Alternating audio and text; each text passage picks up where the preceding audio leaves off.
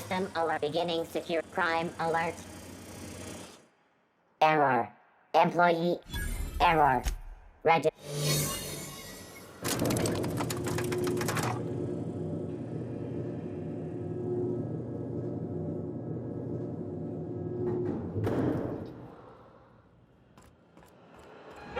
All right, MSI.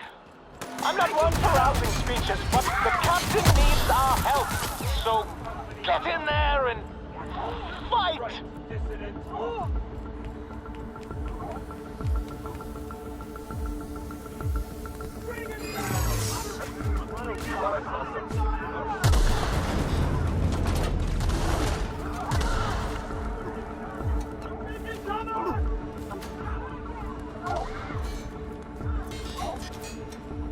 Hold it. Yeah? I don't...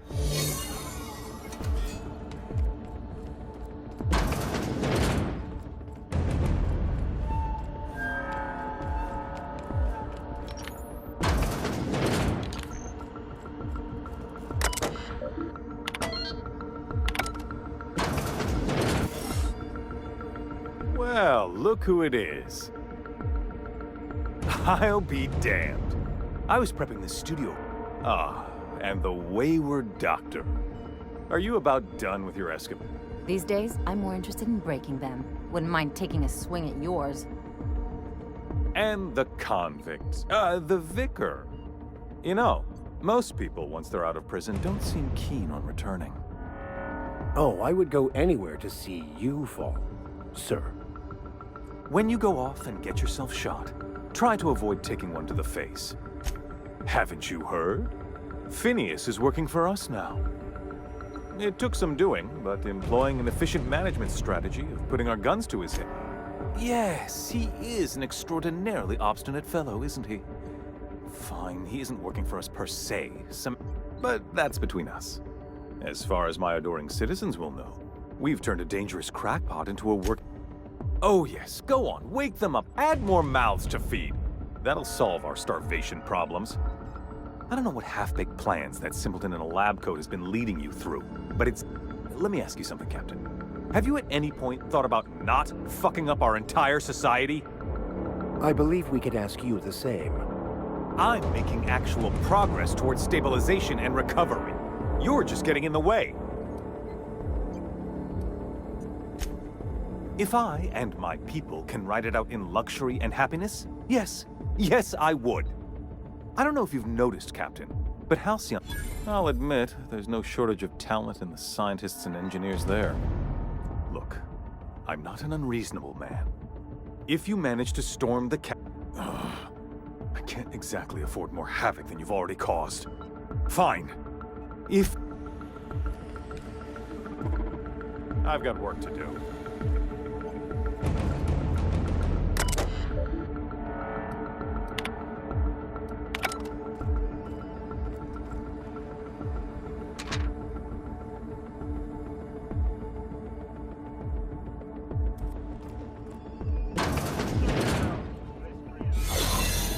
Waste of company ammo.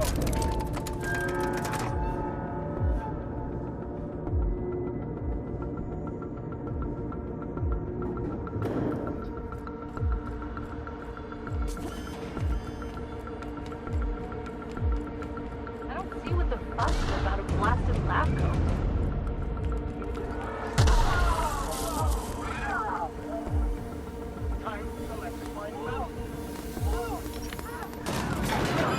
Everything in my life has been leading up to this point.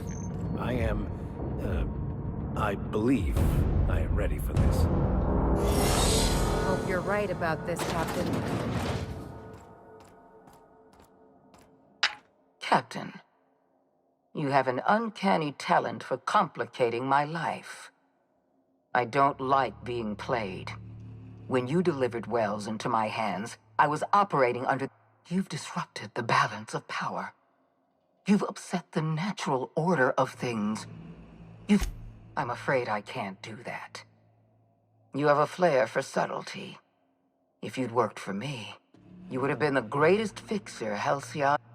For all your talents, you are the enemy of Halcyon. and therefore you are my enemy. You make a nuanced and compelling argument. Here's my rebuttal. Dr. Wells is being held in my custody. All that's left to do is put down this riot, arrest you, and then get on with the... Fair enough. I'm giving you exactly one chance to parley with me. Interesting that you think I'm going to die here. I believe I'm more than capable of taking you on. Fair point. I don't know how you've managed to defy the odds. By every reasonable estimate, I've devoted my entire life to protecting Halcyon. I'm not afraid to die in the line of duty.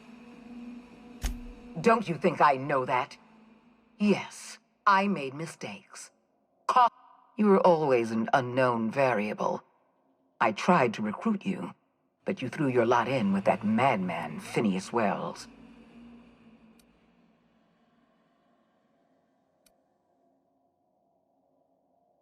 I'm aware of Dr. Wells' plan. Revive some brilliant scientists and engineers from the Hope and work with them to save the colony. 50 or 60 years ago, I might have agreed with you. But we've passed the point of no return. The best scientists in Halcyon can't save us now. I appreciate your confidence, Captain. But so long as you're allied with Dr. Wells, we can never work together. I haven't given up on the program yet. I haven't lost control of the labyrinth yet. Our security system is still operational. I can still put a stop to you. Oh, for the love of the law. All right. Fine. I can see when I've been beaten. Congratulations, Captain. You've outplayed me. I accept your terms and will return Dr. Wells to your care.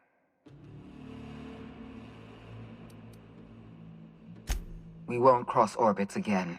You have my word on that. The fate of the colony is in your hands now. I bid you farewell, Captain.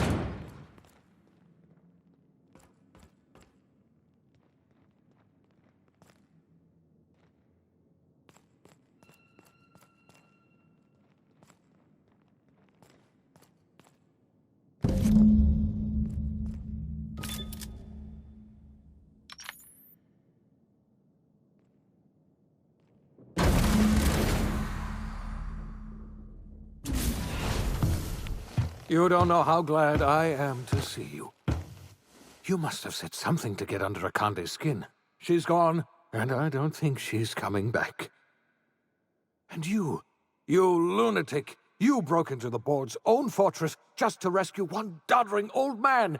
You are absolutely out of your mind, and I can't begin to thank you enough. Ah, all in a day's work for you. You've broken the board's stranglehold on this colony, and you say you and I are going to have to work harder than ever to save Halcyon. I'm afraid the situation is far worse than any of us ever anticipated.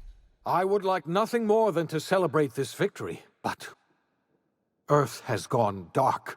We haven't received a single message in 3 years. There's been no communication.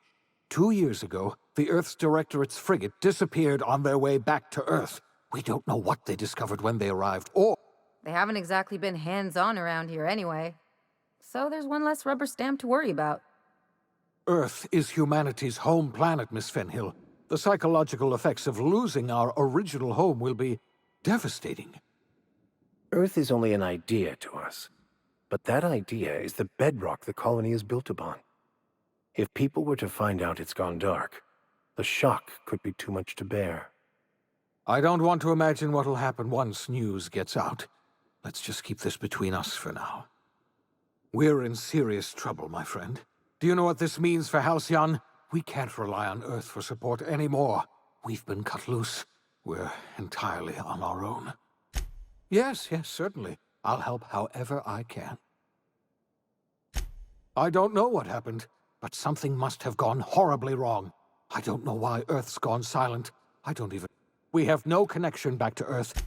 You might have heard of the Earth Directorate's frigate. Half the colony's entire military was on that ship. They were returning to Earth when they vanished without...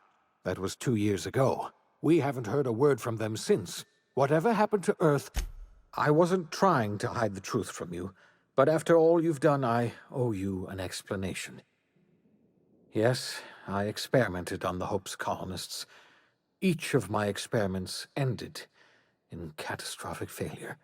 Each of my subjects died in agony. You are my first and only success.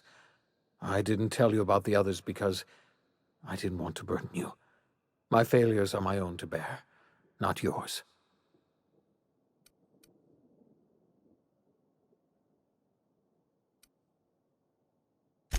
I'm not asking you to forgive me. Law knows I won't forgive myself, but I'm going to try to set things right. My apologies. I need to get a hold of myself. We've far more pressing issues to worry about right now. If you have any more questions, ask me. I'll answer as best I can. Yes, you're right. The road is long, and we haven't a moment to waste. We must begin the revival process immediately, starting with the Hope's brightest minds, and then we're going to fix this damn colony, one problem at a time. We're going to need a leader, and I can't imagine a better person for the job than you. What do you say, old friend? Will you help us?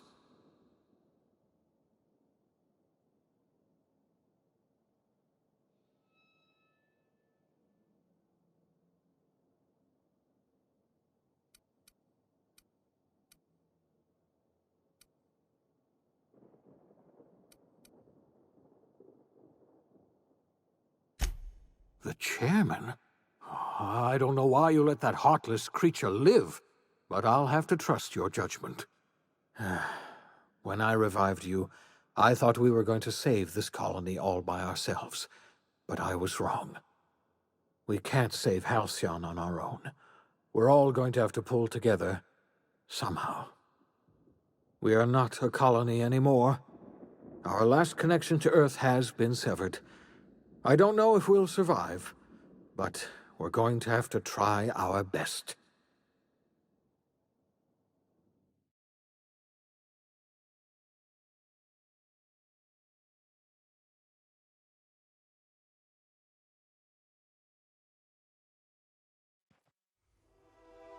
The OSI teaches that everything in the universe happens according to the grand plan.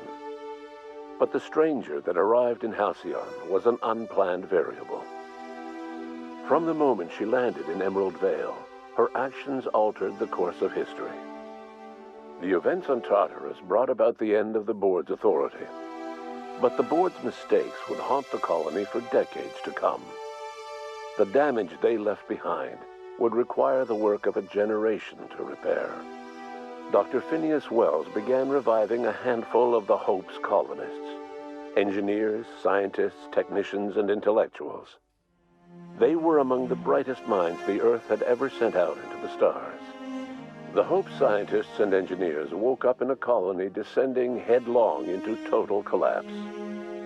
With no way to return to Earth, they had no choice but to band together and devote themselves to the cause of saving Halcyon. The people of Halcyon were nothing if not hardy.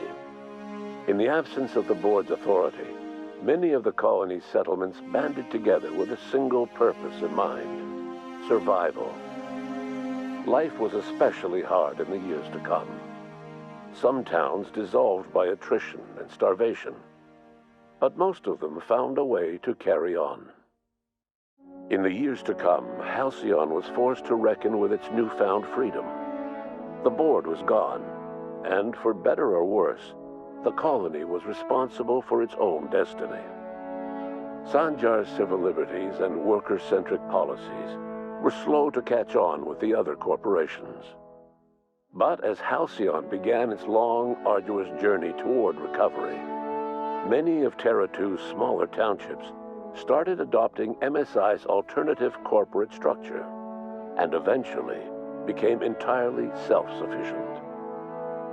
In the coming years, many of these townships managed to eke by, where otherwise they might have starved.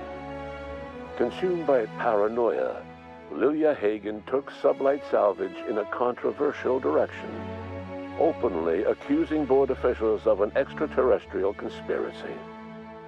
One day, an accident at the Groundbreaker's docking bay silenced her forever. Time would tell if her replacement could keep the Sublight family together. The collapse of Edgewater left its workers bereft of any purpose in life. Most of them made their way to Adelaide McDevitt's camp, hoping to ingratiate themselves into her favor. Adelaide accepted only a few to her community. The rest were turned away and likely died of starvation. Nevertheless, Adelaide's camp grew into a well-established town. Adelaide McDevitt refused to cooperate with the ongoing effort to save Halcyon from collapse. A sympathetic deserter stole a copy of her research and delivered it to the Hope's scientists. It is unclear how useful Adelaide's research was. An optimistic estimate suggests her work may have bought Halcyon another few years of survival. Adelaide would never know. She died that winter. Under the leadership of Junlei Tennyson, the Groundbreaker held firm against corporate influence. The ship's mechanical stability gave Junlei the time to educate a promising generation of engineers schooled in her family's traditions. The future of the Groundbreaker looks promising.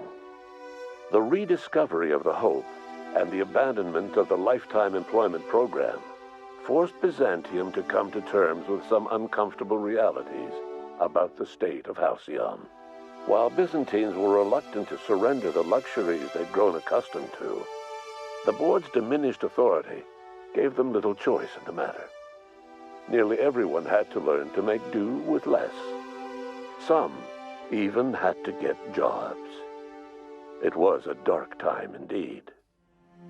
Your influence shifted Ellie's perspective. She finally admitted, albeit grudgingly, that she just might need other people. Sometimes. With a steady income from the life insurance payouts, she was finally able to afford a ship of her own.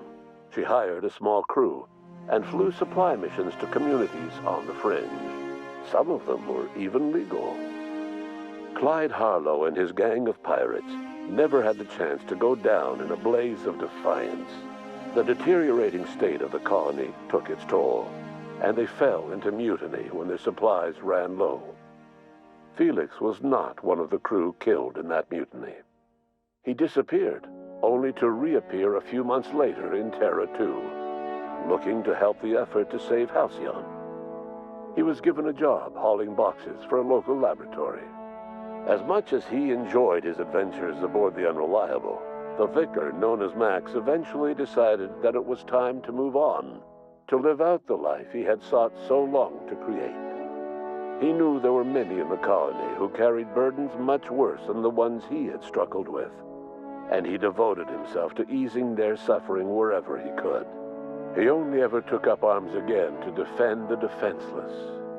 Unshackled from a lifetime of striving and fighting the universe and himself, Vicar Maximilian de Soto was finally at peace. Once the matter with the Hope colonists was resolved, Junlei bashfully asked Parvati if she'd like to join her permanently on the Groundbreaker, and Parvati enthusiastically, if somewhat awkwardly, agreed.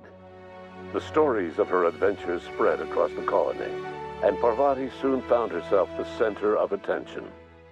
Having served as the engineer of a renowned spacecraft, tramp freighters and wildcat miners sought her out by name, and in no time, She was a fixture in the Groundbreaker's mechanical ecosystem. She and Junlei were never far apart. Nyoka returned to Monarch to take another crack at making a permanent life for herself. She formed the Charon Group, an MSI subsidiary of ragtag survivalists and wilderness experts. Anyone in need of a guide, or just looking to throw back a beer and swap stories, could find her camping on the trail or clearing an infestation. The SAM unit that accompanied you spread awareness of the product line's superior sanitation and maintenance capabilities across what was left of the colony. This led to a boost in SAM unit sales. Did you know that SAM units are the longest-lasting, toughest-acting cleaning solution in Halcyon? Minister Clark was released from house arrest, and his contact with you gave him a sense of renewed purpose and vigor. Once it became clear that no help would be coming from Earth, he threw his considerable efforts and talents into helping Halcyon manage the crisis before it. It was widely suspected that Sophia Akande was the true power behind Chairman Rockwell. However, after the riots on Tartarus, she was never again seen in the colony. Various theories circulated as to her fate. Some believed she boarded an interstellar ship capable of journeying to a distant colony. Others believed she died trying to escape Tartarus. Some few suggest she fled to Monarch, where she continued to live among a small band of loyalists. There is another theory, which suggests that Sophia's encounter with you changed her, and she deliberately retreated from public view, but continued supporting the colony in secret. When Dr. Wells began reviving the Hope's colonists, he found himself with a sudden windfall of additional supplies and resources, courtesy of an anonymous donor. If Wells knew who his supplier was, he never told a soul. As for Dr. Phineas Wells, he spent his remaining years in his orbital lab. Though he was always haunted by the failures of his past, he was determined to make things right by building toward the future. The revival project was hard and painful work. But in the end, despite limited resources, over half the Hope's colonists were successfully revived. Even after Wells passed away, the Hope scientists and engineers worked night and day to pull Halcyon from the brink of collapse. Their efforts continue to this day, which may be reason enough for optimism. Dr. Wells laid the groundwork for the project to save the colony, but he would never live to see the fruits of his labor. He passed away a few years later. His work was carried on by the scientists and engineers he revived. Life will never be the same in Halcyon. It is widely agreed that the colony has a chance of stabilizing within a generation, owing to the hard work and determination of the surviving colonists. Recovery is a distant goal, and the path is long and uncertain. But the people of Halcyon carry on, determined as ever. And what about you, the unplanned variable in the history of Halcyon? You brought an end to the riot on Tartarus and partnered with Chairman Rockwell to run the colony together. As Halcyon looked toward the future, you remained a constant presence in the colony's administration. You were never weighed down by bureaucracy, and you never had to dirty your hands with politics. You had people who did that for you. By your influence, Halcyon survived the turbulent years that were to follow. No one knows what's happened to Earth, and no one knows what the future has in store for Halcyon. All we know for certain is this: the name of the Unreliable and that of its intrepid captain will remain the subject of countless stories for years to come.